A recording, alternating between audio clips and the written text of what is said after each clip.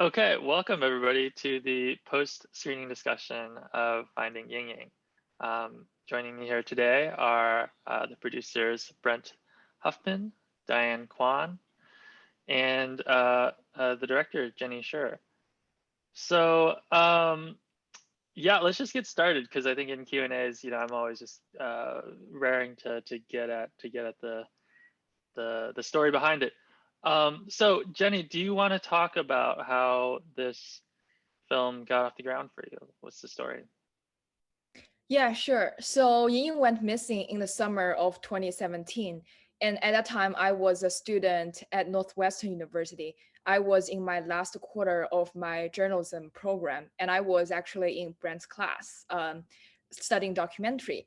And I heard about Ying's disappearance actually through my college alumni group chat on WeChat. So I just found out, there's a girl who went to the same university in China with me. We didn't know each other, but now she went missing at University of Illinois at Urbana-Champaign. And that was a huge story among all the Chinese international students. And also back in China, like my parents, they kept texting me, like saying that, don't go outside, it's not safe outside, don't go down to Champaign, to that place. That's just very dangerous. But at that time, everyone was just spreading the words and trying to find her. And I also post Ying's information on my own social media like Facebook and Twitter. And then the family arrived in the US. They stayed in Champaign and wanted to search Yingying by themselves. So I also saw a lot of volunteers. They are from different places there were a big support from Urbana-Champaign area. And I also went down to Champaign basically to see what I could do.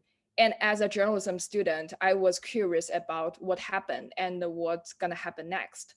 So I went there, meet with the family, and also I joined the volunteers. And somehow, kind of doing some volunteer works, like help the family with translation. And some other people, they were helping them with grocery stores, things like that. That's how I started, get to know the family. And also, like at that time, there were a lot of news coverage and reporters, covering the events, like the press conference and the visuals for Ying, things like that. And I thought, I have a camera and I know how to like document stuff. Why not just starting document things, what was going on at that time? I didn't really think about making a feature film at the first place. I was just thinking maybe start documenting things and maybe that could be something helpful to the family later in future. Wow. Brent, can you talk about your perspective about how, this project unfolded? Yeah, so as Jenny said, I was her professor and I'm a documentary filmmaker and my work centers on China. So in the early days, when Jenny started this project, we were really hopeful that Yingying was alive somewhere, maybe was fighting with her family and was hiding somewhere or something. There was a lot of hope. And then, the film really became like this roller coaster ride as things change and the details sort of came out.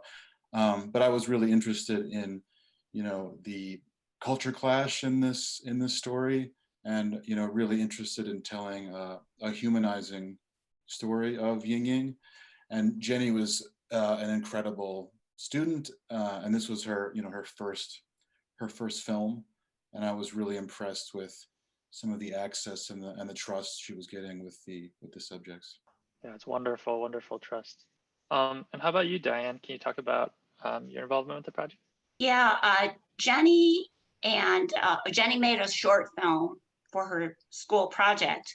And in 2018, she was already part of the Diverse Voices and Doc program at Cartemplin, which was, you were a fellow there too, Bing. And, they allow you to show works in progress.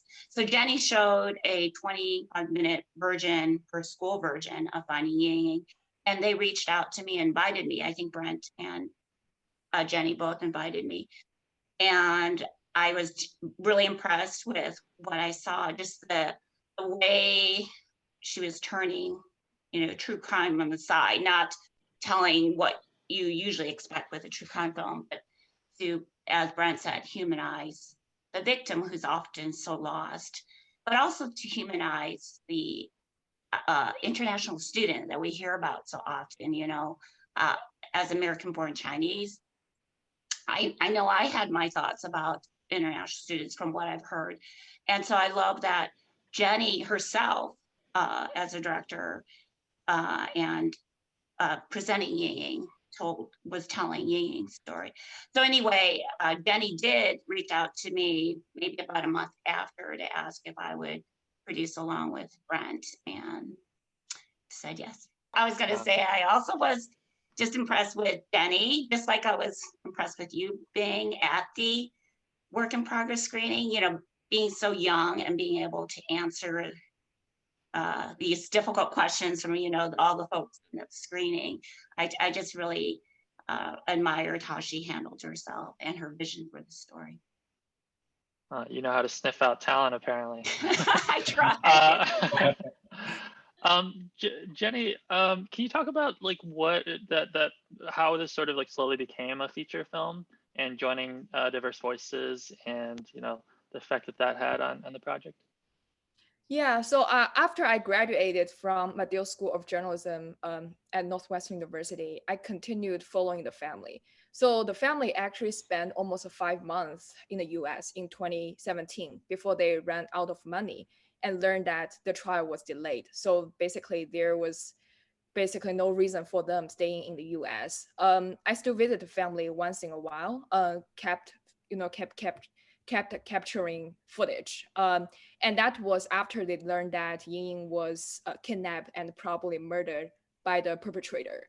That was a very difficult moment for them. So I tried to, visit them without cameras as much as I could. And sometimes I would ask them if I could film like 10 minutes of the silent moment, things like that. So just very carefully capturing all the footage. But meanwhile, I was thinking about, like there were a lot of media attention and public attention when the kidnapping first happened. But now, like just visiting the family for 5 months, even myself, I realized that, not much like media, there were not much media coverage like before.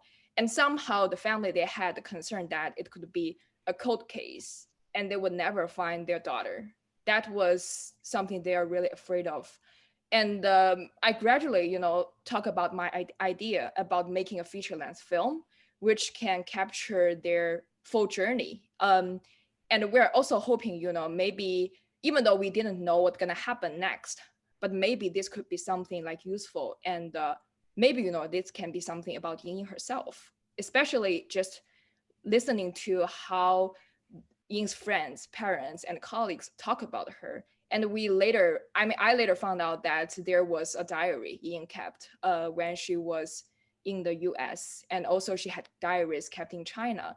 I later got access to the diary and really read her thoughts about chasing her dream in the US and how she wanted to support her families after she got her PhD degrees, all things like that. And I was basically blown away by how amazing she was. And that really made me think about, what the film gonna be. So I just decided to continue filming the family and also doing my own research and investigation. And the family, they went back to China in 2017. And I also went back to China in 2018 to visit them. So basically capturing, their life. And I also got to see a lot of Ying's personal belongings, like her childhood photos, home videos, and talk to a lot of her childhood friends, things like that. That made me and also our team to think about, it's possible to make a film about Ying and really celebrate her life. Yeah, the discovery of the journals is so crucial. So before the discovery of the journals, I mean, where was most of your understanding of who Yingying was coming from just like how other people were describing her? Yes, and because of Ying's family, I mean, their parents, their language abilities, things like that, they couldn't really, describe Yingying a lot other than she's smart and she's very caring. It was very different from what I just read from her diary directly. That was totally different. And we also found some home videos, like her like singing with her friends and performing on the stage. at a concert, that was totally a different feeling from just hearing from her friends and colleagues and families. Yeah, it's very touching how this started as, how this film project started, both part and parcel of this search that you were a part of with the family. Did you ever get any, as things went along, did you ever get any pushback from the family around, filming and access?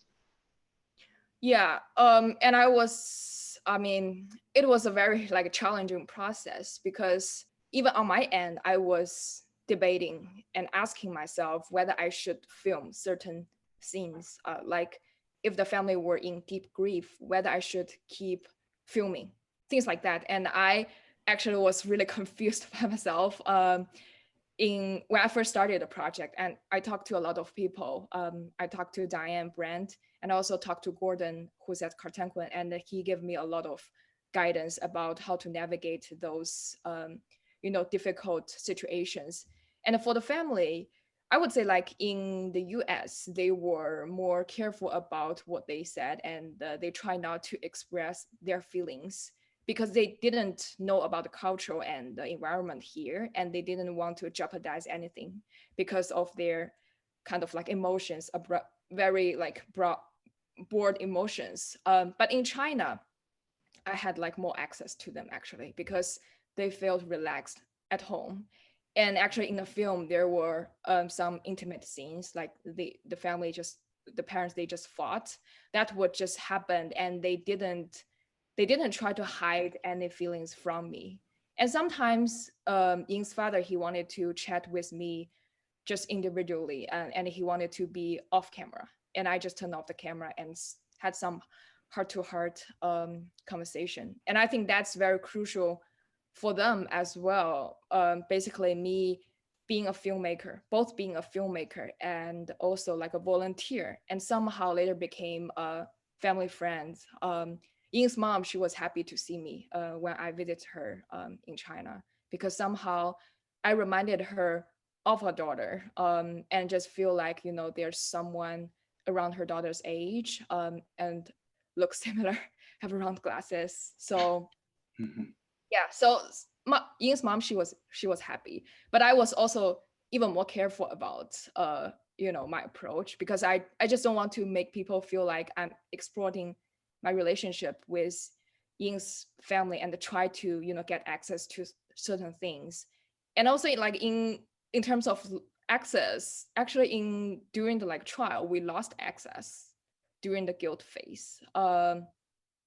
We thought we've already spending time with the family for almost 2 years, and they didn't have any issue with us filming them. Sometimes they would say like stop filming because they were tired of the camera, like we would stop. But in trial we lost access, I think almost for like 2 weeks, because I think there are like some legal concerns, and also there were a lot of emotional burdens, especially they had to hear about all the details of the crime, what exactly happened to Yingying. And having that emotional burden plus being filmed, that was just too much for them. We actually, like, at first I still want to like negotiate and to see how much we could actually film, but later we just decided to just basically not filming that whole process, just to leave some space to them. And on our end, we will try to figure it out how we are going to structure the trial on our end in a more creative way. I have so many questions, but more questions. But Brent, I'm going to move on, and can you sort of expound a little bit more about the international student economy that exists within university systems across America that I think got a little bit of spotlight with this outgoing administration's temporary possible expulsion of these students, and yeah, can you just talk about that? Yeah, sure. So, I mean, from my perspective, I'm really close to it. So, as a professor at Northwestern, some of my best students are international. And as you've mentioned, the Trump administration has made it really horrible for those students. There's so much uncertainty now with their visa, and so much uncertainty of, can they stay, after their education period is over. And Jenny can talk about how she had firsthand experience kind of going through that. To take maybe a step further back, universities and my university included, in some ways, taking advantage of international students before the Trump issue, sort of charging them more money, and then, as we see in this film, maybe not protecting them, not preparing them for what life is going to be like in the U.S. And then a lot of international students pre-Trump would have this very isolated experience as students. Post-Trump, now there's this experience where not only are they isolated, but there's this sort of racist rhetoric from the anti-China rhetoric from the administration, and then all this uncertainty about how long can they stay. And I think that's given a lot of students this message that they're not wanted here. They don't want to they don't want to be here necessarily. And I hope that changes. And I know it will, but I hope it changes quickly. I'm not sure if Jenny, if you could talk about your experience.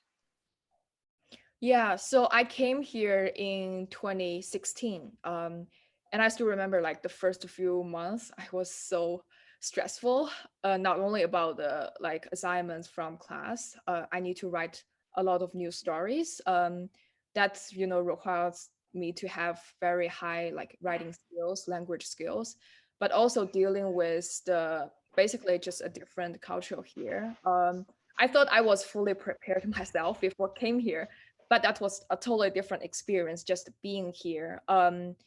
And sometimes, I try to like comfort myself and encourage myself, just keep moving forward. But there were so many like difficulties. Sometimes, I want to talk to my American classmates, but I was a little bit like hesitant to talk to them. And it seemed that they were not interested in talking to me as well.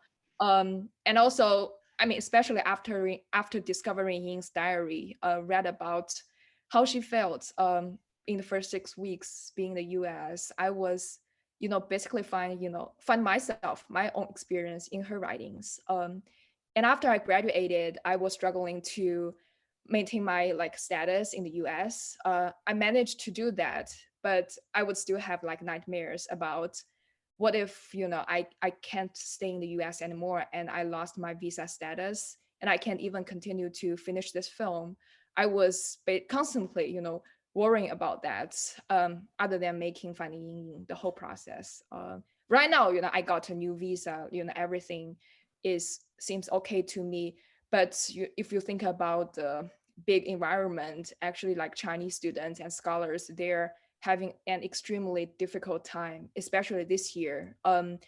Some of my friends, they had to leave US. And I also saw people, Chinese students, they post on Twitter about like their neighbors just write like spy on their door. And that was really scary. And I'm living alone right now. So sometimes I would really think about, my own safety and through finding Yingying, how we can break the stereotype of the Chinese international student that many have. Like Yingying, many people thought international students, especially Chinese international students, they're rich. They just came here and take away jobs from Americans. But in Ying's case, she grew up in a very humble village, and she was actually the first person in their entire family who went to college. And now, she got a chance to get a PhD degree in the US, and she went back to China to be a teacher and to really educate younger generations. And there was basically a very bright future ahead, but it was suddenly took away by this tragedy. Diane, can you talk about your experience going to university and like when you went to university and, just as a Chinese American student, like were there international students? Were there international students from China? And, what was it like back in the day? Yeah, back in the day. Well, when I went to college, undergrad, I went to a really small college in Wisconsin. And so for many, even though I was from Chicago, for many in Wisconsin, I was the first Asian they were meeting. And there were so many assumptions that either I was from China or from Hawaii. That was the other one. And it was eye-opening for me because I grew up in Chicago, which was such a melting pot, to have for the first time come across the kind of questions like, where are you from? And why did you choose, to come to Wisconsin? Or how do you like the weather? I'm like, well, I grew up in Chicago, so the weather is similar. So that was really eye-opening for me. But then I went to USC for grad school, where now there's a lot of international students, and it was a really different experience for me. And, one of the reasons why I wanted to do this film was, like, as Jenny said, to break these stereotypes. I know myself, as American-born Chinese, I had stereotypes of international students, and thinking, like Benny said, that most of them are rich or also prefer to stay by themselves. But like Jenny said, it really struck me when she said that she was lonely, that she wanted to reach out, but that she was afraid that her language wasn't good enough, or that she would be turned away from American students. And one of the things I really hope, for instance, that comes out of this film is we had some interns working with us doing research when we were working on finding Yingying, and they were white from University of Wisconsin. And they said just doing the research, they realized how much they had these stereotypes and preconceptions in their heads, and said, like Jenny said, that they thought international students didn't want their help, didn't want their to be friends with them or to interact with them. And it really changed his perspective of wanting to interact with international students. So I hope that happens. And I wish I had seen this film. I think I would have approached it differently at USC. Jenny, can you talk about your decision to put yourself in the film, as they say, and just that process? So actually, I wasn't in the film at all at the beginning, and that wasn't my plan, and I didn't want to be in the film.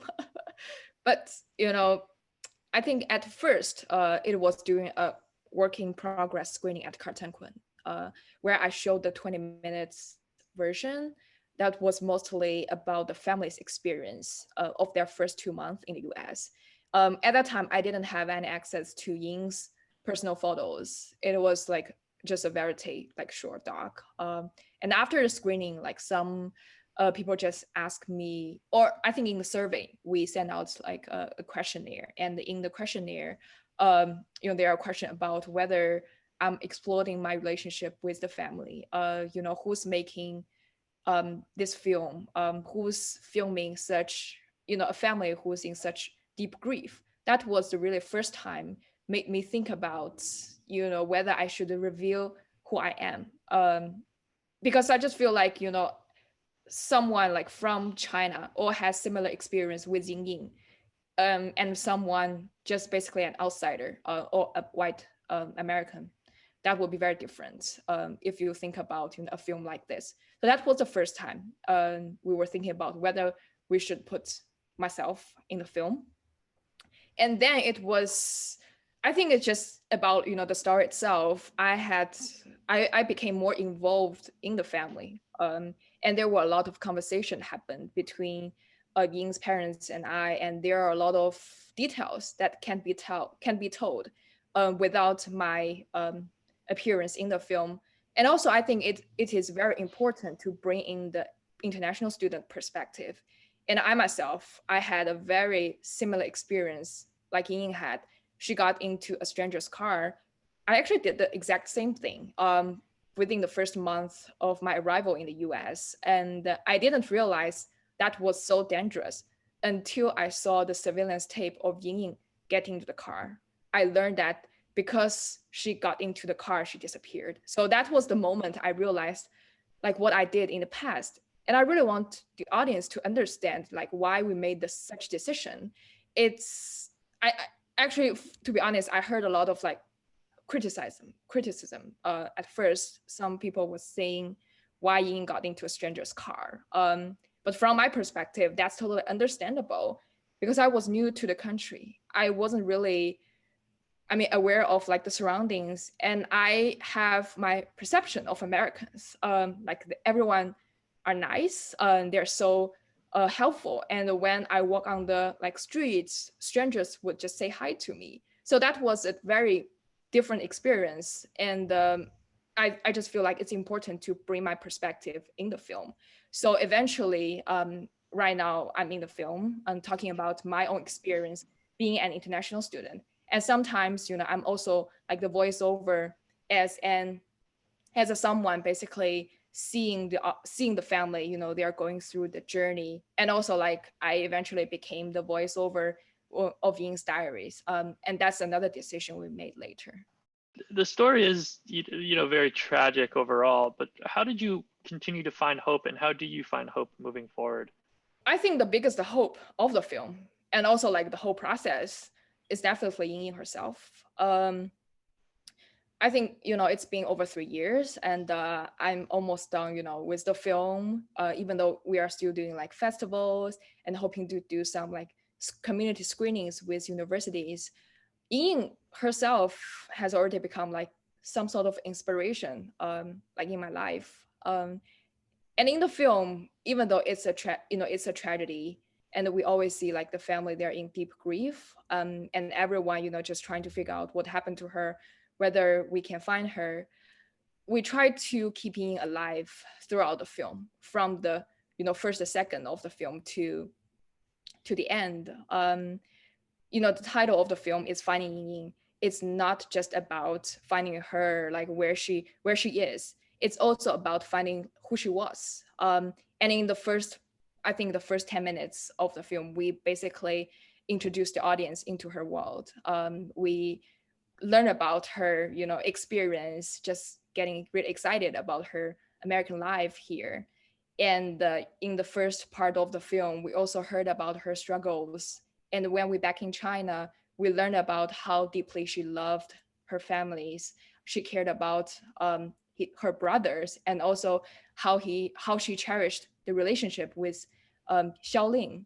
And also in the trial, that was a part we actually didn't have any material. I think in rough cut stage, we didn't have any like material about Yingying, but we just feel like we need to keep her alive throughout the whole process.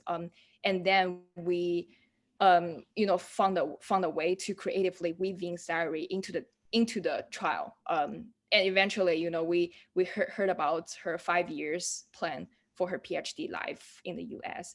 And at the end, we also wanted to end the film on Yingying, and there was some very powerful sound bites from Ying's boyfriend. Life is too short to be ordinary. That's the last diary entry Ying put down. And also, she's such an ordinary but also extraordinary girl. And that's something, always in my mind. Yingying's boyfriend and her parents, how are they doing now? So Ying's parents and boyfriend, they are all in China right now. And Ying's mother, she still stay at home because of her health condition. Ying's father, he went back to continue to work as a truck driver. Ying's brother, he also went back to his normal life. He worked at a restaurant, and now he had a family, and he has a baby right now. So hopefully the little baby could be something happy, in the family, and could bring some joy to Ying's mom, since she always wanted to take care of, her own grandchild. So that's something could be hopeful. But it's just very difficult to think about how a family could move on after such tragedy. They lost their daughter, who was basically the center of the family. I also talked to Ying's father, and he would say they still lost sleep. They couldn't fall asleep at night, and they're still trying to see, what they could do, but they still felt hopeless, and also helpless. And I'm in conversation with them and keep them updated about what's going on with the film Finding Yingying. And actually the film, we're also, looking forward to showing it in China. That's also family's hope. They wanted more people to know their story and to know who Ying was, and to really see, what exactly happened in the past 3 years. What was it like for them to watch the film for the first time? It was difficult for them to watch. We thought we would, meet the family in person and show them the film in person, but COVID happened. We wasn't able to do that. And then I actually have two friends in China. They visit the family in person and bring the film on their laptop. And Shilling, who's the co-producer and the cinematographer of the film, Shilling and I, we Skype in. So basically, we were still watching the film with the family in real time, kind of in a virtual space. Ying's mom, she couldn't stop crying when she first started the film. And I mean, for her, it's just very difficult, to think about, her daughter is gone. And Ying's father, he was calm all the time when he was watching the film. Sometimes he would talk about specific scenes or specific people featured in the film. Before that, we were I was a little bit worried about certain scenes in the film, like, the parents, they fought against each other. And in Chinese culture, people just don't want to show like family conflicts in public. But surprisingly, Ying's parents, they were actually okay with that scene. And they just feel like that's what exactly happened. And the public, they didn't see, how the loss of Yingying has affect the family. And actually the family is falling apart because of this sudden tragedy. And that's something they want to show the public. And they give us some suggestions about, certain things to see if we could add or if we could remove. So one is they wanted to talk about the counseling center, the civil lawsuit against the University of Illinois. We did that. We add that as a text card at the end because we wanted to end the film on Yingying, not about the legal lawsuits, things like that. So we made that change. And Ying's parents, I think it's only like Ying's parents, they watched the film. Ying's brother, he actually didn't watch the film. He was there, but he decided to not to watch the film. Ying's boyfriend, Xiaoling, he also watched the film, but he preferred to watch through a link by himself. And we respect his decision. After watching the film, we had a conversation with him and he talked about his feelings. So overall, the family, they feel like we did a great job basically capturing, the whole process and really highlight Ying herself. And they're hoping this film could do something big and good to them and also to our Chinese community in the US. And for the international student who want to study abroad, if they can watch the film, maybe they can, basically prepare themselves better. And when they arrive in the US, they are aware of, the surroundings. Wow. Well, unfortunately, we have to wrap up. So I'm just going to ask one quick question to all of you. Can you just share the response to the film that's touched you the most, just very quickly? I think for me, it's when someone mentioned how much they felt like they got to know Yingying because that was one of our main goals. And it was hard, like you said, to keep hope in such a tragic story. So if we could get Yingying's personality across and people to respect and appreciate her, that really touched me. Yeah, I'd say that it's the same for me. I mean, my biggest hope is that the film, it sounds like a big thing, but that the film could represent Yingying's legacy in a way. In some ways, as Jenny said, we're sort of bringing her back to life and introducing her to new audiences. And that was my big takeaway from audience members is they felt like they fell in love with her and thought she was brilliant and incredible, and felt almost like I said, she's this living presence in the film. And I would love, as the film goes out in the world, again, it sounds big, but that she sort of lives on through the film and can meet new people and inspire new people with her story.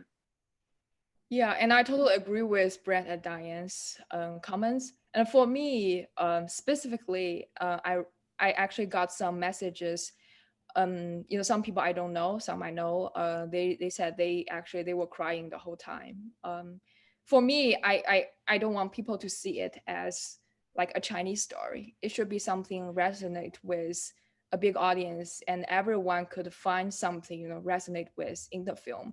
And when I basically received those messages saying that they were crying and for different reasons, and these people they have different backgrounds, and I just feel like, okay, we actually made it happen.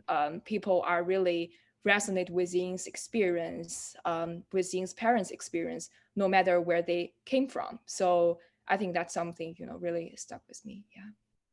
Well, thank you for making the film. Thanks to all the panelists. Thanks, Jenny, Diane, Brent, for putting this film onto the world.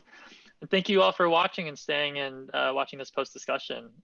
Please tell all of your friends and family to see this, because we all know somebody at a university that could just have a little bit more room for understanding for international students. So thank you.